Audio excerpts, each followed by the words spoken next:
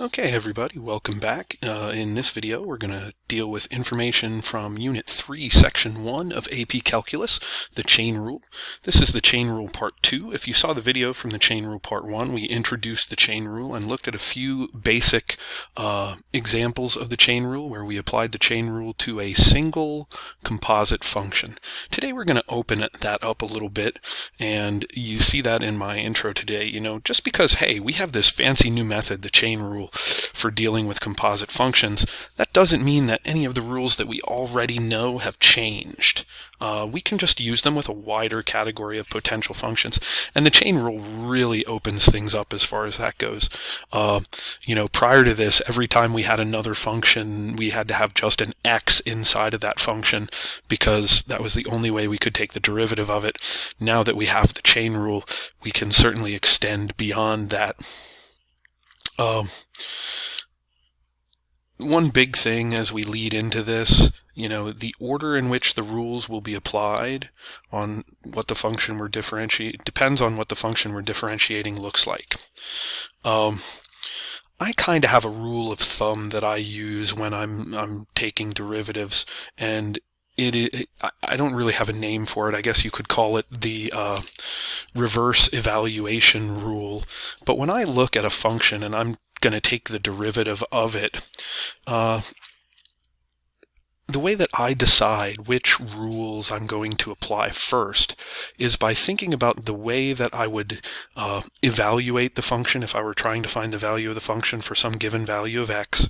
I think about the order that I would apply things if I were evaluating it, and then when I take the derivative of it, I really go in the opposite order from that.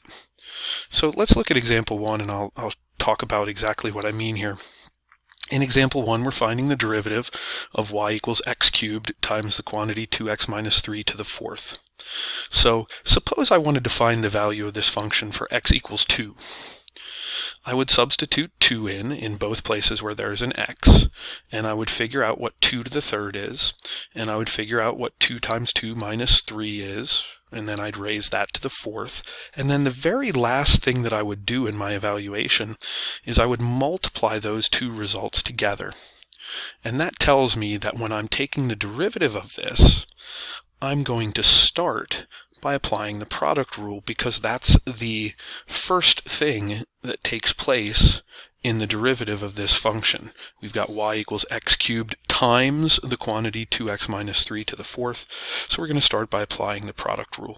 And so dy dx is going to be equal to, and I'm going to apply the product rule to this, and that's going to be x cubed times the derivative of the quantity 2x minus 3 to the fourth. I'm going to be a little bit more deliberate in my taking of these derivatives now as they get more complicated. Plus 2x minus 3 to the fourth times the derivative of x cubed. Okay, so now we've applied the product rule, we're done with the product rule, and instead of worrying about taking the derivative of the whole thing, now I just have these smaller derivatives to worry about in the process.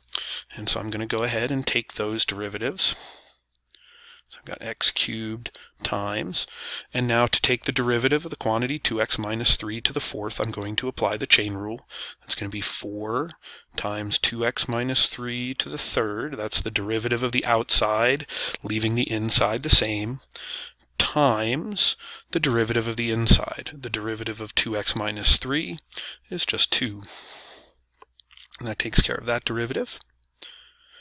And then I'm going to take the derivative of x to the third, and all I need in order to do that is the power rule. And now we're finished with our calculus. Now it's a matter of algebra to get this in the form that I like best. I'm going to go ahead and clean this up a little bit, bring my constants, combine those, and simplify this and see what's going on.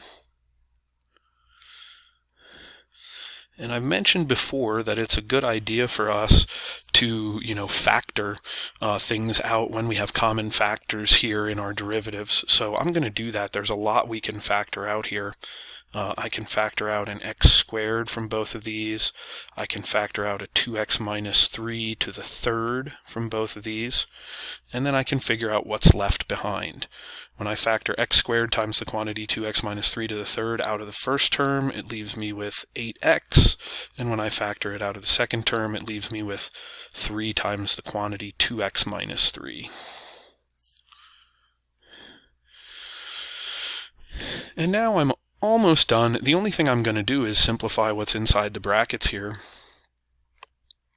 And so this becomes dy dx equals x squared times the quantity 2x minus 3 to the third times, and if I distribute the 3 through here, that's 6x minus 9.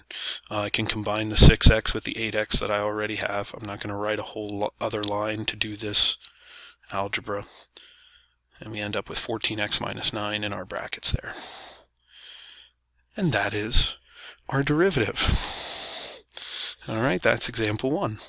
Let's go on to example 2. Find the derivative of the following. Y equals the quantity 1 plus the sine of x over 1 minus the sine of x to the third power. Okay, now looking at this, my thought process is, okay, if I were going to evaluate this, suppose I wanted to find out what y was equal to when x was pi over 4, I would substitute pi over 4 in for x and figure out the value of the sine of pi over 4, and then I would do my addition and my subtraction in the numerator and denominator of the fraction. Then I'd divide, and then after I was done doing all that, I would raise that to the third power. So the last thing I do in my evaluation is raising it to the third power. So that tells me that this outside function is my first step in taking the derivative. So dy dx is equal to, and so we're going to take the derivative of this. This is a composite function, so we're going to apply the chain rule. Derivative of the outside, leaving the inside the same,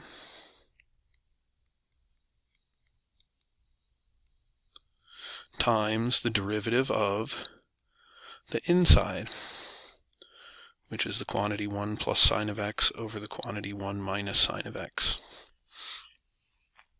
Okay, and now I've got to take that derivative. So all this other stuff stays the same. And now I'm going to take the derivative of quantity 1 plus sine of x over 1 minus sine of x. This is a quotient, so I'm going to use the quotient rule. I've got low times the derivative of high. The derivative of 1 plus sine of x is cosine of x, minus high d low, and the derivative of 1 minus sine of x is negative cosine of x. Square the bottom, and away I go. Okay, now we're all finished with the calculus in this problem, and it's all about algebra and simplification from this point forward.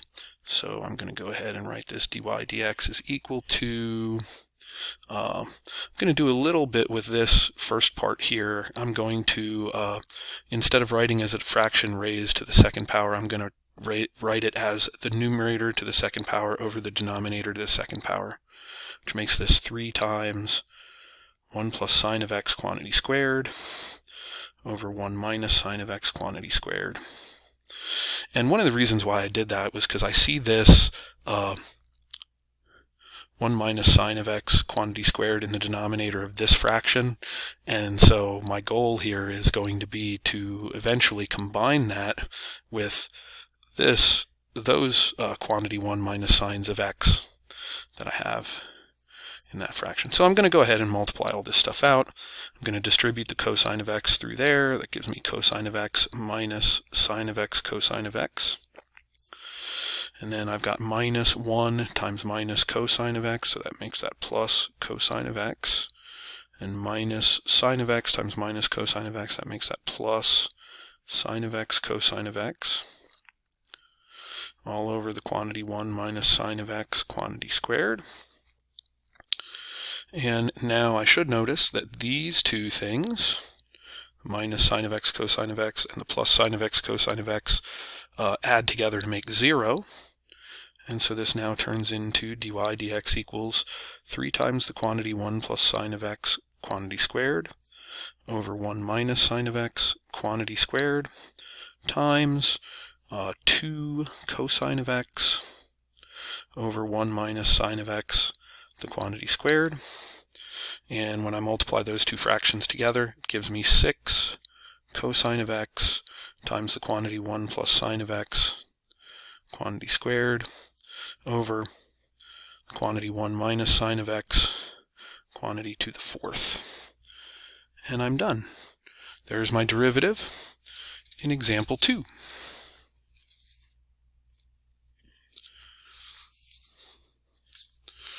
All right. You know what? We're going to call it a video there and end video 1 of Chain Rule Part 2 lesson. And then we'll come back and look at a few more examples of applying the chain rule with multiple other derivative rules in our next video. I'll see you then. Enjoy yourself until next time. Have a great rest of your day, and I'll see you again soon.